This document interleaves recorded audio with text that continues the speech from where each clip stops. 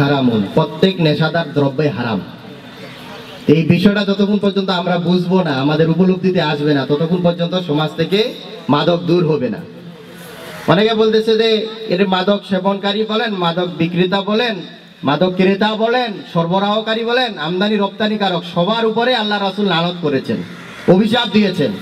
এই অভিশপ্তরা যতদিন আমাদের সমাজে বসবাস করবে, আমাদের সমাজটাকেও তারা অভিশপ্ত করে দিবে। এই জন্য এই অভিশপ্তদের যেখানে পাবেন সেখানে প্রতিরোধ গড়ে তুলবেন। এখন যদি আমরা শুধু ওই প্রশাসনের আশায় বসে থাকি আর চেয়ারম্যান মেম্বারের আশায় বসে থাকি, তাহলে সমাজ থেকে অন্যায় কোনোদিন দূর হবে না। সমাজ থেকে অন্যায় দূর করতে গেলে প্রত্যেকে অন্যায়ের প্রতিবাদকারী হতে হবে, সবাইকে প্রতিরোধ গড়ে তুলতে হবে। আসলে 2, 4, 5 জন, ওরা মনে করে 5 জনে একখানে বসে খেলতেছে, আমরা তো 50 জন যদি একত্রিত হই তাহলে আমাদের শক্তিটা বেশি কিনা। এবং আমাদের সাথে তো আমাদের প্রশাসন থাকবে, আমাদের সাথে আমাদের এলাকাবাসী থাকবে, সমাজ থাকবে। দেখা গেল যে মানুষ কিন্তু 1 জন 2 জন ফোন দিয়ে বলে যে চেয়ারম্যান সাহেব এরকম একটা ঘটনা, আমার কথা কিন্তু আরো বলিয়েন না। এতই যদি ভয় পান তাহলে তো সমাজ থেকে অন্যায় দূর হবে না। প্রশাসনের ভাইদেরকে অনেকে ফোন দেয়, 999 অনেক সময় ফোন দেয়, সমস্ত 999 ফোন দিলে তো পুলিশ চলে আসে। আমাদেরকে খবর দিলে তো আমরা গ্রাম পুলিশ পাঠাই বা থানা ওসি সাহেবের সাথে কথা বলে কোনো ব্যবস্থা আমরা গ্রহণ করি। কিন্তু মানুষ ভয়ে খবরও দেয় না, আবার খবর দিলেও আবার বলে যে আমার পরিচয়টা গোপন রাখবেন। ঠিক আছে, পরিচয় গোপন রাখা হবে, কিন্তু 1 জন 2 জনের প্রতিবাদ করলে হবে না।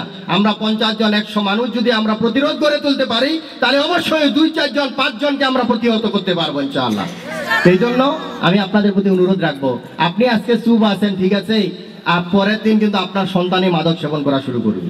আপনি আজকে চুপ আছেন, আপনার ছোট ভাই মাদক সেবন শুরু করবে। ছোট ক্লাস 5, 6 এর বাচ্চাগুলো এখন মাদকের সাথে জড়িত হচ্ছে।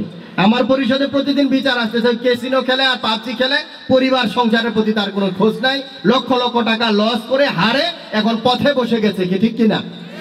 সমাজে, এই সমাজে এখন অনেক রকম অন্যায় অপকর্ম হচ্ছে, এগুলো সবাইকে আমাদের প্রতিরোধ গড়ে তুলতে হবে। আমি আরেকটা কথা শেষে বলতে চাই যে আসলে বক্তব্য দেওয়া যায়, লেকচারও মারা যায়, কিন্তু change the world at first change yourself. আমরা যদি পৃথিবীকে গড়তে চাই, পৃথিবীতে বদলে দিতে চাই, তাহলে সবার আগে নিজেকে পরিবর্তন করতে হবে। আমি নিজেই নামাজি না, আমি বিড়ি খাই, সিগারেট খাই, মদ খাই, গাঁজা খাই, তাহলে আরেকজন মানুষকে আমি ভালো করতে পারবো না। যার আপনারা যে আমাদেরকে বলতেছেন, দেখেন যে প্রত্যেকটা সমাজের মানুষ যদি ভালো হয়ে যায় তাহলে সমাজটা ভালো হয়ে যাবে, কি ঠিক কিনা? এই জন্য আমরা নিজেদেরকে আগে পরিবর্তন করি, তাহলে সমাজকে আমরা পরিবর্তন করতে পারবো। নতুন বাংলাদেশের যে যুব সমাজ, এই তরুণ ছাত্র সমাজ, ছাত্র জনতা আমাদেরকে একটা স্বাধীনতা এনে দিয়েছে।